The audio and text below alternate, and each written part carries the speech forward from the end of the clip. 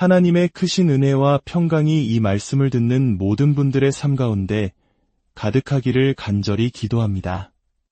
오늘 우리는 잠시 세상의 소음에서 벗어나 영원한 생명의 근원이 되시는 하나님의 말씀 속으로 깊이 들어가 보려 합니다.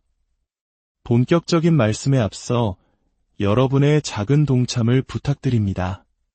지금 구독과 좋아요를 눌러주신다면 이 생명의 메시지가 더 많은 지친 영혼들에게 전달되는 귀한 사역에 함께 하시게 됩니다. 여러분의 손길 하나하나가 하나님의 나라를 확장하는 데 귀하게 사용될 줄 믿습니다. 이 채널을 통해 하나님의 말씀을 전하는 모든 과정 위에 주님의 축복이 임하기를 소망하며 여러분의 가정과 삶에도 동일한 은혜가 넘치기를 축원합니다. 사랑하는 성도 여러분, 그리고 진리를 찾는 귀한 영혼 여러분, 우리가 하나님의 자녀로서 또한 그분의 귀한 종으로서 가져야 할 가장 큰 소망은 무엇일까요? 그것은 바로 우리 안에 하나님을 향한 거룩한 갈망과 사랑이 샘솟는 것입니다. 그 사랑이 너무나 뜨거워 우리 안의 모든 죄와 세상적인 욕망을 남김없이 태워버리는 것입니다. 우리 마음속 사랑의 불꽃이 이 세상의 것들을 몰아내고 오직 예수 그리스도를 사랑함으로 거룩한 삶을 살아가게 하는 것, 그것이 바로 제가 저 자신과 여러분을 위해 매일 기도하는 제목입니다. 나이가 들어갈수록 저는 더욱더 하나님의 말씀으로 제 삶이 채워지기를 간절히 원하게 됩니다. 세상에는 수많은 책들이 있습니다. 그 모든 책은 그것을 쓴 저자의 생각과 사상을 비추는 거울과도 같습니다. 하지만 성경은 다릅니다. 성경은 단순히 예수님이라는 한 인물에 대한 그림이나 묘사가 아닙니다. 성경은 살아계신 예수님 그 자체입니다. 성경은 곧 예수 그리스도이십니다. 그렇기 때문에 우리가 하나님의 말씀을 읽을 때 말씀이신 그분께서 친히 우리를 사로잡으시고 우리 삶에 들어오시는 놀라운 역사가 일어나는 것입니다. 오늘 우리는 빌립보서 2장 16절과 요한일서 1장 1절의 말씀을 다시 한번 묵상하며 하나님의 말씀이라는 씨앗이 어떻게 우리 안에 심겨져 놀라운 변화를 일으키는지에 대해 나누고자 합니다. 베드로는 말씀의 신령한 젖에 대해 이야기했고 오늘 우리는 그 말씀의 씨앗이 얼마나 강력하게 우리를 변화시키는지를 함께 깨닫게 될 것입니다. 먼저 빌립보서 2장 16절입니다. 생명의 말씀을 밝혀 나의 다름질이 헛되지 아니하고 수고도 헛되지 아니하므로 그리스도의 날에 내가 자랑할 것이 있게 하려 함이라. 여기서 사도 바울이 말하는 생명의 말씀은 기록된 말씀, 우리가 전파하는 복음을 의미합니다. 그러나 요한일서 1장 1절에서 사도 요한은 이 생명의 말씀을 더욱 놀라운 차원에서 증언합니다. 태초부터 있는 생명의 말씀에 관하여는 우리가 들은 바여 눈으로 본 바여 자세히 보고 우리의 손으로 만진 바라. 정말 아름답지 않습니까? 바울은 전파되는 말씀을 말했지만 요한은 자신이 직접 보고 듣고 심지어 만져보기까지 한 생명의 말씀, 바로 성육신하신 예수 그리스도를 증언하고 있습니다. 그러므로 우리가 성경을 읽는다는 것은 단순히 지식을 쌓는 행위가 아니라 살아계신 예수님을 우리 마음과 삶 속에 영접하는 거룩한 행위입니다. 우리는 그분 안에서 날마다 자라나는 것입니다. 오늘의 핵심 주제는 우리가 어떻게 하나님의 말씀으로 거듭나는가입니다. 거듭남, 즉 새로운 탄생에 대해서는 많은 사람들이 여전히 신비롭게 생각합니다. 먼저 요한복음 3장 8절의 놀라운 말씀을 보겠습니다. 예수님께서 니고데모에게 이렇게 말씀하셨습니다.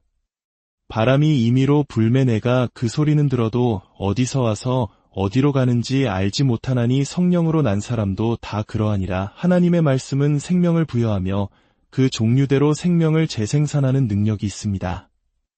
요한복음 1장에서 그 안에 생명이 있었으니 라고 말씀하신 것처럼 예수님 자신이 바로 생명이십니다. 세상 과학은 생명의 정의를 온전히 내리지 못합니다. 왜냐하면 생명의 근원은 오직 예수 그리스도시기 때문입니다. 주님은 내가 온 것은 양으로 생명을 얻게 하고 더 풍성히 얻게 하려는 것이라고 하셨고, 내가 곧 길이요 진리요 생명이라고 선포하셨습니다. 또한 마리아에게는 나는 부활이요 생명이니 라고 말씀하셨습니다.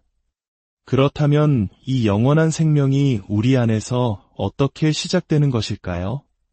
생명의 가장 큰 신비는 바로 그 종류를 따라 생명이 이어진다는 것입니다.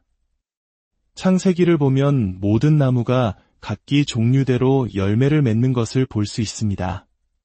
작은 씨앗 하나가 어떻게 그토록 아름답고 영양가 있는 열매를 맺을 수 있는지 그것은 여전히 우리에겐 신비입니다. 땅에서 나는 음식도 그러할진대 하늘로부터 내려온 생명의 떡이신 예수 그리스도, 하늘로부터 온 말씀은 얼마나 더 놀라운 생명력을 가졌겠습니까? 우리는 한 아기의 탄생조차 온전히 이해하지 못합니다. 시편 기자의 고백처럼 우리는 신묘막측하게 지음받았기 때문입니다. 하물며 영적인 탄생의 신비는 인간의 지혜로는 결코 다 헤아릴 수 없습니다. 성경은 분명히 말합니다. 예수님을 믿는 자들은 새로운 종류의 생명을 얻게 될 것이라고 말입니다. 그리고 그 생명이 우리 영혼과 존재 안에 들어올 때 우리는 날마다 영광에서 영광으로 변화되어 가는 것입니다. 고린도전서 6장 17절에는 이 새로운 생명이 가져오는 하나님과의 연합에 대해 이렇게 기록되어 있습니다. 주와 합하는 자는 한 영이니라. 이것이 거듭남의 핵심입니다. 하나님께서는 말씀의 씨앗으로 시작하십니다. 우리가 그 씨앗을 우리 영혼에 받아들일 때 우리에게 새로운 생명이 주어집니다. 그리고 그 순간 우리의 영은 주님과 하나가 됩니다. 마치 두 잔의 물을 하나의 큰 컵에 함께 부으면 다시는 나눌 수 없게 되는 것처럼 주님과 믿는 자의 영은 하나로 연합됩니다. 이것이 바로 새로운 탄생의 놀라운 신비입니다. 이 과정은 베드로전서 1장 23절 말씀으로 시작됩니다. 너희가 거듭난 것은 썩어질 씨로 된 것이 아니요 썩지 아니할 씨로 된 것이니 살아있고 항상 있는 하나님의 말씀으로 되었느니라. 보십시오. 우리는 썩지 않을 씨, 영원히 살아있는 하나님의 말씀으로 다시 태어났습니다. 이 말씀은 죽을 수 없습니다. 왜냐하면 그 자체가 생명이시기 때문입니다. 요한복음 3장 6절은 이 차이를 더욱 분명히 설명합니다. 육으로 난 것은 육이요 영으로 난 것은 영이니라. 육신의 탄생으로는 영원한 생명을 얻을 수 없습니다. 그러나 우리는 말씀의 씨앗을 통해 영적인 탄생, 새로운 생명을 얻었습니다. 그 생명은 바로 하나님 자신으로부터 온 영원한 생명입니다. 이제 우리는 창조와 탄생의 더 깊은 신비로 나아가 보겠습니다. 창세기 1장 26절과 27절을 보면 하나님께서 아담을 창조하신 장면이 나옵니다. 하나님이 이르시되 우리의 형상을 따라 우리의 모양대로 우리가 사람을 만들고, 하나님이 자기 형상 곧 하나님의 형상대로 사람을 창조하시되 남자와 여자를 창조하시고. 여기서 중요한 차이점이 있습니다. 아담은 창조되었지만 우리는 탄생했습니다. 아담은 하나님의 형상대로 지음받았지만 그의 안에 말씀의 씨앗이 심겨졌다는 기록은 없습니다. 하나님께서는 그에게 생명나무를 통해 영원한 생명을 얻을 기회를 주셨지만 아담은 불순종을 택했고 그 결과 영적인 죽음을 맞이했습니다. 그러나 야고보서 1장 18절은 우리에게 주어진 새로운 탄생이 얼마나 다른지를 보여줍니다. 그가 그 피조물 중에 우리로 한 첫 열매가 되게 하시려고 자기의 뜻을 따라 진리의 말씀으로 우리를 낳으셨느니라. 놀랍지 않습니까? 우리를 낳으셨느니라. 하나님께서는 진리의 말씀으로 즉 말씀이신 그분 자신을 우리 안에 심으심으로 우리를 낳으셨습니다. 아담과는 근본적으로 다릅니다. 이것이 바로 우리가 피조물 중 첫 열매가 된 이유입니다. 고린도 후서에서 말씀하신 것처럼 누구든지 그리스도 안에 있으면 새로운 피조물이라 이전 것은 지나갔으니 보라 새 것이 되었도다. 우리의 새로운 탄생은 혈통이나 육정으로 또는 사람의 뜻으로 나지 않았습니다. 요한복음 1장 13절은 이는 혈통으로나 육정으로나 사람의 뜻으로 나지 아니하고 오직 하나님께로부터 난 자들이니라고 증언합니다. 아담의 생명은 피에 있었지만 우리의 영적 생명은 우리 자신의 피를 필요로 하지 않습니다. 오직 우리를 위해 흘리신 예수 그리스도의 보혈과 우리 안에 심겨진 그분의 생명의 말씀으로 우리는 다시 태어났습니다. 아멘. 주와 합하여 한 영이 된 우리는 이제 썩지 아니하시는 하나님의 본성, 그 신성한 성품에 참여하는 자가 되었습니다.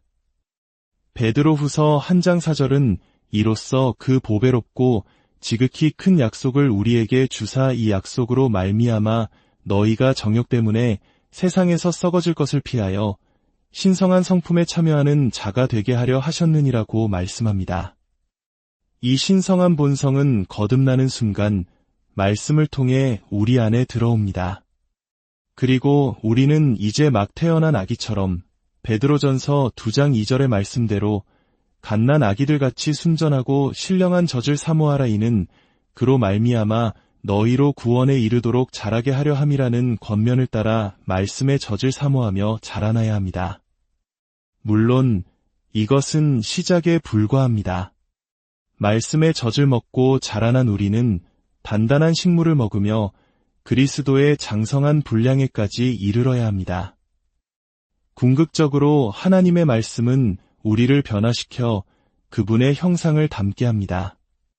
죄로 인해 썩어질 수밖에 없었던 인간의 형상이 아니라 썩지 아니하시는 하나님의 영광스러운 형상으로 말입니다.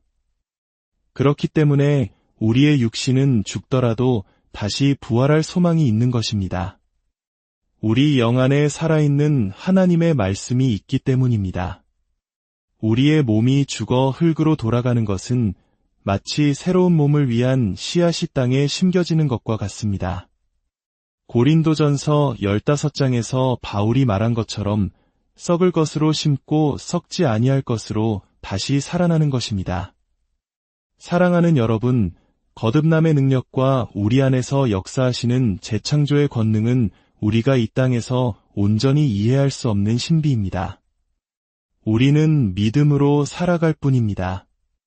오늘 나눈 말씀이 여러분의 삶에 깊이 뿌리내려 썩지 아니할 하나님의 신성한 본성에 참여하는 놀라운 축복을 날마다 경험하시기를 주님의 이름으로 축원합니다. 우리의 눈을 열어주시고 마음의 비늘을 벗겨주시어 주님의 놀라운 말씀을 더욱 분명히 보게 하여 주시옵소서. 이 모든 말씀, 우리를 새롭게 하시는 예수 그리스도의 이름으로 기도드립니다.